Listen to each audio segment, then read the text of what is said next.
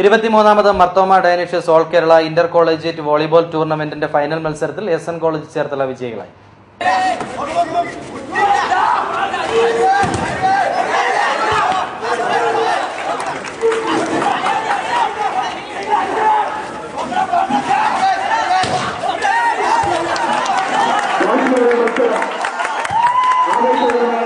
Government college കാസർഗോഡിനെ 3-1 പരാജയപ്പെടുത്തിയാണ് S N college വിജയികളായത്. ഈ ടൂർണമെന്റിന്റെ മികച്ച അറ്റാക്കറായി ചേർത്തലയുടെ കണ്ണനെയും, മികച്ച സെറ്ററായി ചേർത്തലയുടെ അജിത്തിനെയും, മികച്ച ഓൾറൗണ്ടറായി ഗവൺമെന്റ് കോളേജിലെ രജീഷിനെയും തിരഞ്ഞെടുത്തു.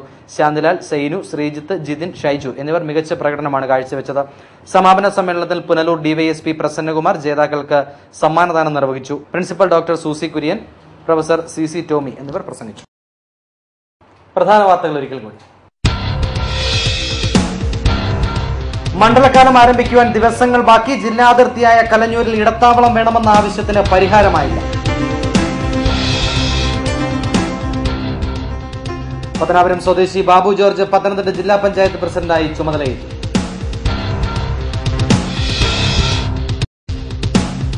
കിഴക്കൻ മലയോര മേഖലയിലെ കർഷകർക്ക് ദുരിതം വിതച്ച് കാട്ടുപന്നിയുടെ വിളയാട്ടം.